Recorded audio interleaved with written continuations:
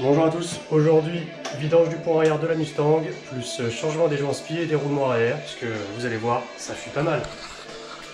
Donc là, on peut voir, hop là, toute cette tache qu'on peut voir ici, c'est de l'huile, donc ça coule sur le disque, dans les plaquettes et sur la jante, du coup, et des deux côtés en plus, donc ça m'empêche de bien freiner, donc je peux pas rouler un peu plus, comment dire, sportivement. Là, on a plein sur les petits trucs de plaquettes en ferraille, j'ai oublié le nom. Donc on se retrouve tout de suite donc, pour faire la vidange. Donc on se retrouve pour la vidange, parce qu'il faut déjà faire la vidange avant d'enlever les axes de roue. Donc ici, on a notre couvercle du pont arrière. Donc il y a 1, 2, 3, 4, 5, 6, 7, 8, 9, 10 vis à enlever. Le mieux étant de commencer par celle du haut. Je vais vous montrer pour après une petite astuce. On se retrouve tout de suite pour l'astuce.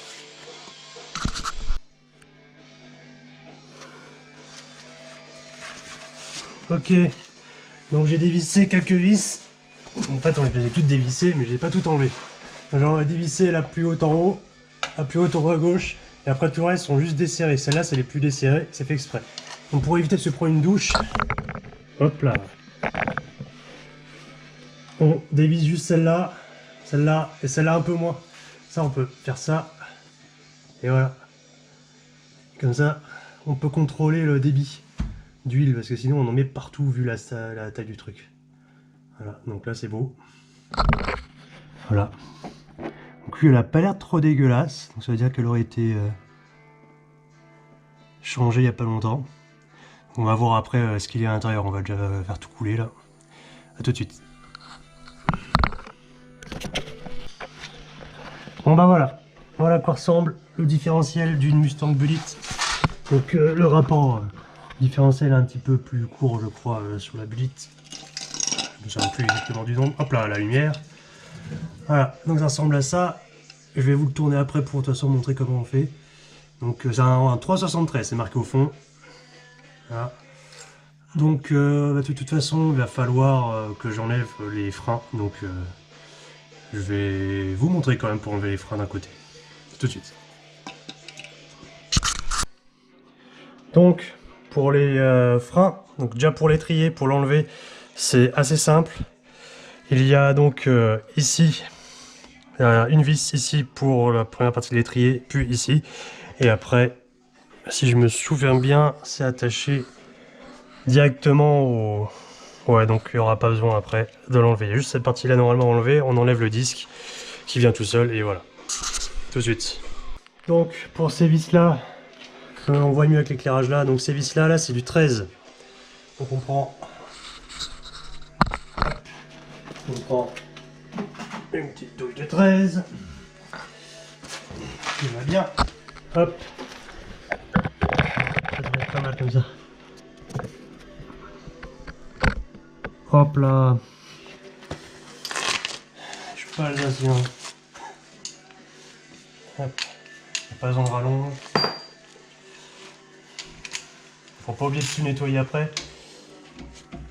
Parce que vu qu'il y a plein d'huile dessus. Ouais, c'est ça. Nickel. Tresse. Est-ce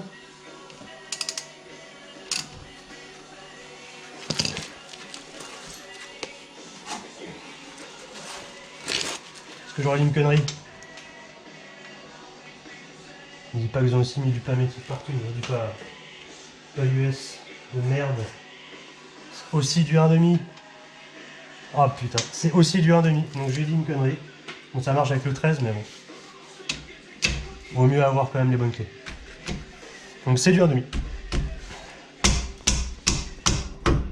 Et c'est bien serré. Bon après, c'est normal, c'est celle du bas. Elle a pris la rouille, elle flotte.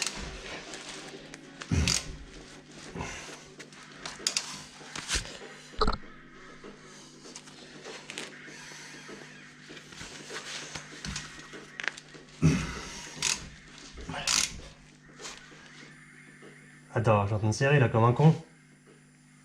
Ouais, je suis en train de serrer comme un con. Oh, ce gros fail.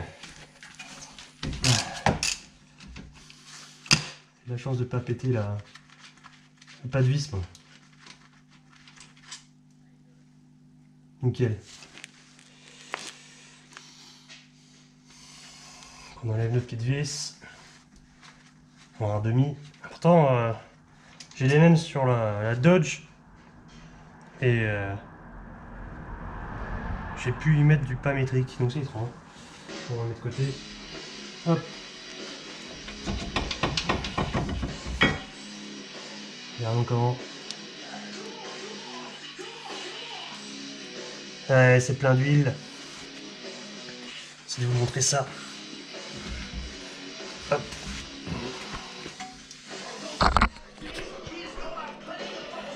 Alors, est-ce qu'on voit un peu là? Enfin, j'ai pas tout tourné pour pas péter le flexible.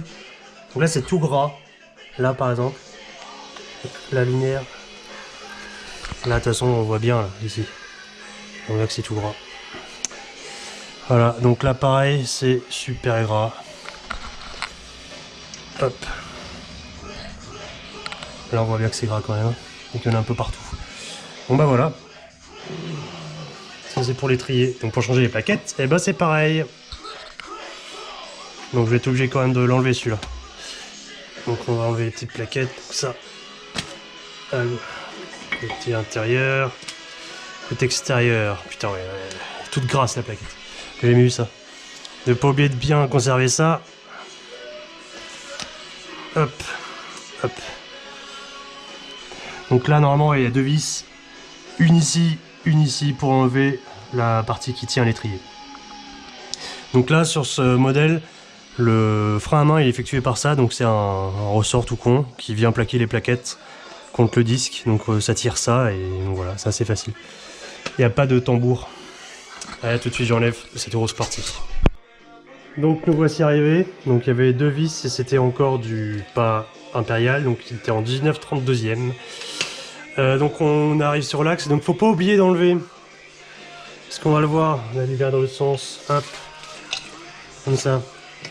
Hop. Pas oublier d'enlever le petit cutter d'ABS qui est là. Qui coule là. C'est dégueulasse. Donc il est juste derrière ici là. On va pouvoir l'enlever. Et après c'est la même chose de l'autre côté. Et puis après on va pouvoir enlever ces axes. Donc on a démonté les freins. Disque. Les étriers.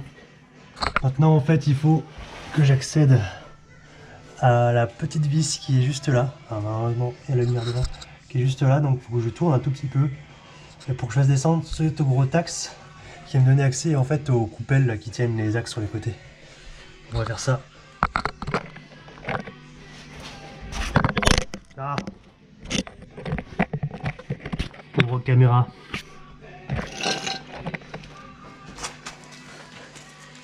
Alors. Voilà, là j'ai bien accès.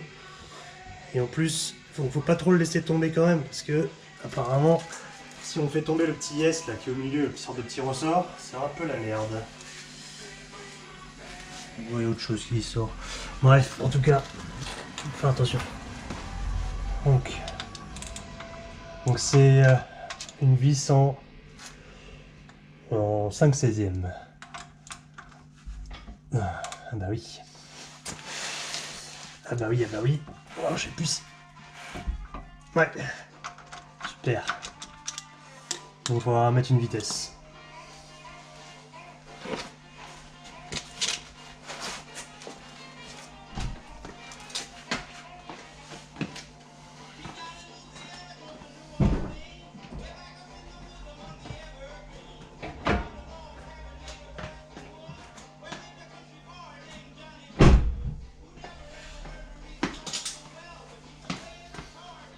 Et on peut toujours prévoir cette vis en avance que parfois elle casse.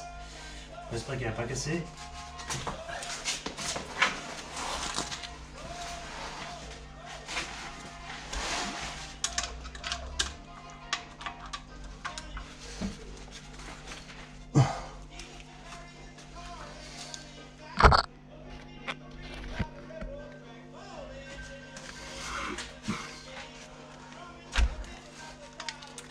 Je pas un bon appui. En plus, c'est une petite clé, bien sûr. Nickel. Oh putain. Oh, je passe une petite musique comme dans GarageBand et rock'n'roll.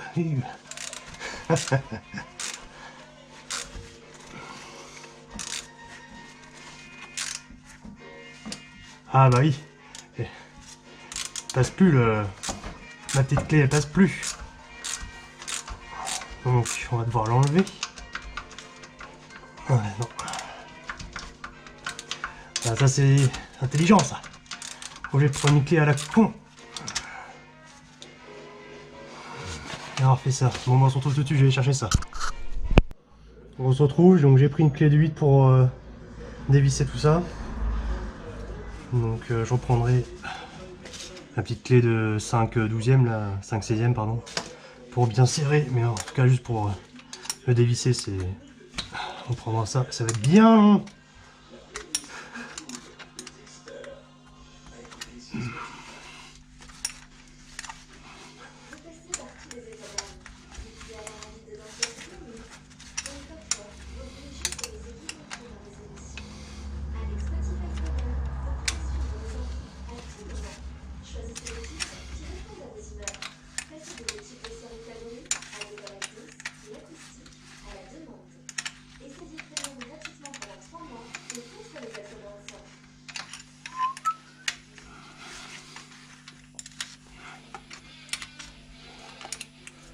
Puis là, la taille de la vis, quoi.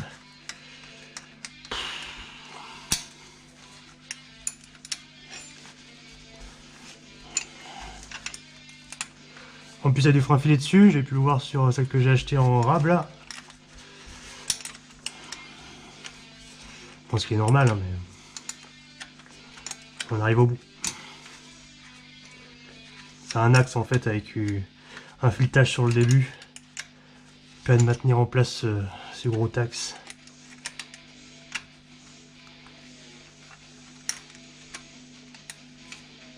Non, pas encore.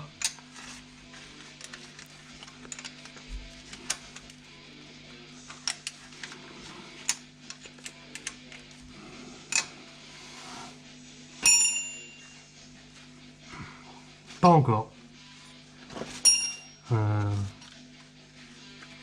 Voilà.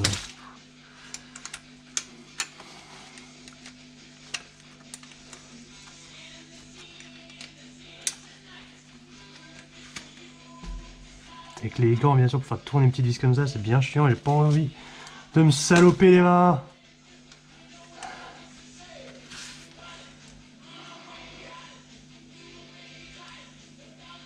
Voilà. Et voilà, ça c'est fait. On va enlever la vitesse. Tant que ça. Hop.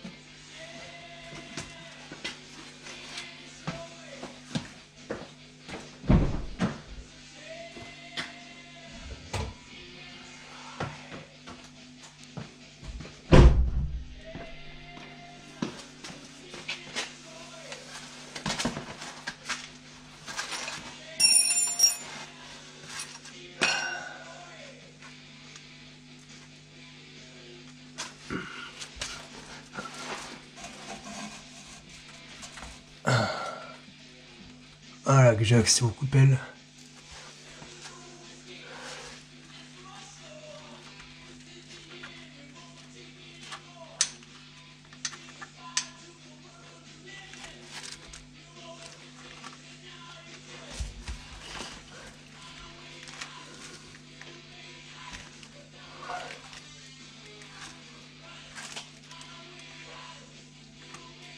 Ce qui est bien avec cet axe, c'est de...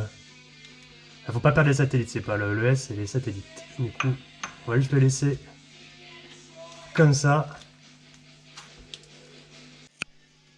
Donc voilà, j'ai finalement réussi à enlever ces clips en C. Donc le mieux que j'ai trouvé, c'était de les pousser vers l'avant et mettre sa main derrière pour les récupérer doucement. Voilà.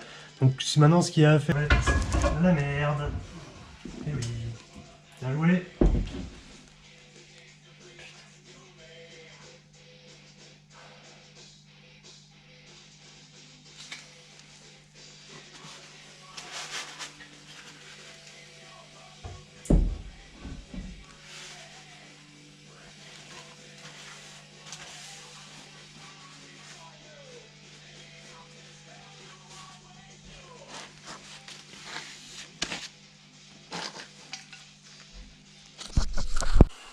Donc ça y est, on y est, j'ai enfin monté l'outil, putain, ça fut une bonne petite galère.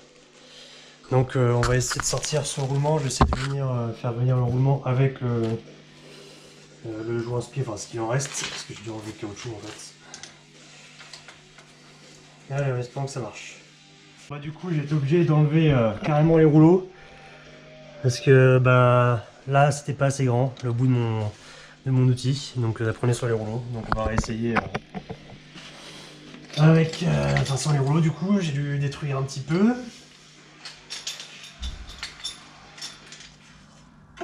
Hop. Allez.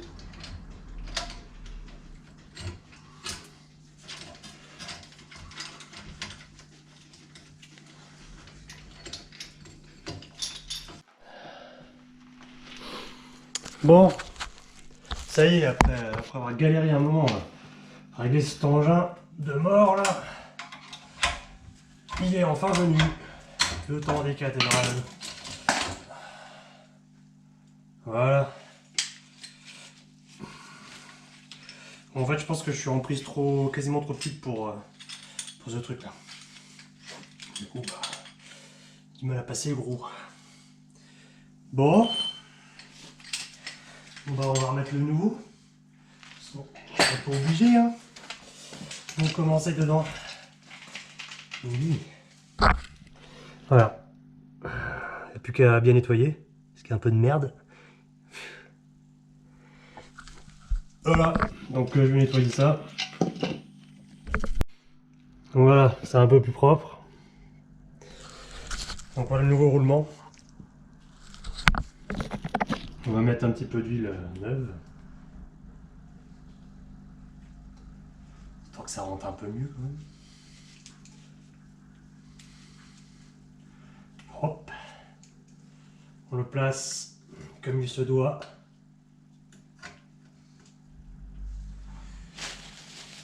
On ferme le bouchon, ça c'est un coup à tout faire tomber par terre. On prend l'ancien. On nettoie quand même, parce qu'il est dégueulasse.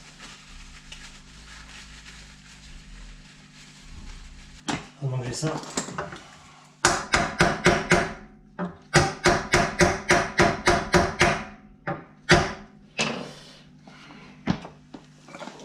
On prend plus le marteau.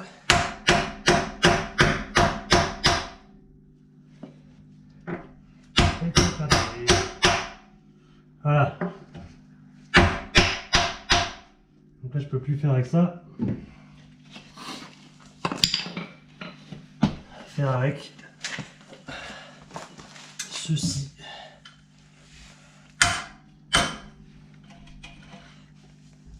Non, on est obligé de faire comme ça malheureusement.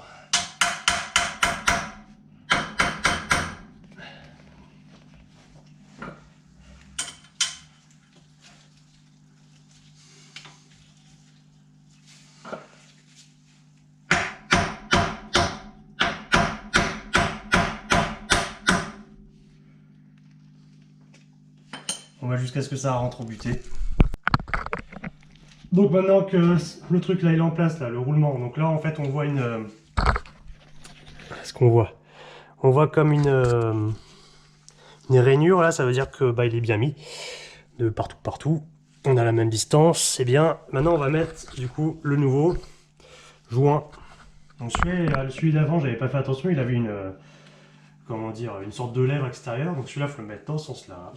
Mettre un petit peu d'huile, bien sûr, partout là. Sauf que je graisse après le roulement, mais comme il faut. Et là, du coup, il faut faire bien attention qu'il ne rentre pas en contact avec le roulement sur ce modèle-là. Donc on le met en place. C'est quoi ça?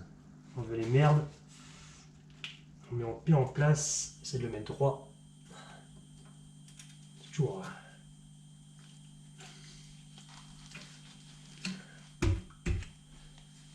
Ben là, on est pas mal. Il n'y a plus qu'à. Je vais prendre mon gros morceau de bois bien plat que j'avais, mon gros marteau. Et de toute façon, comme ça ira pas plus loin.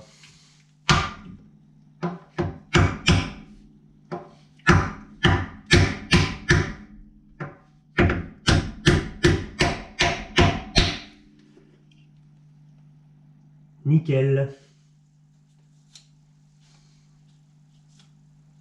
Et on a un beau joint. Donc maintenant je vais mettre quand même un petit peu d'huile. Il faut toujours bien huiler les roulements, même avant, même si après ça va dedans bien sûr. Mais... pareil pour le joint.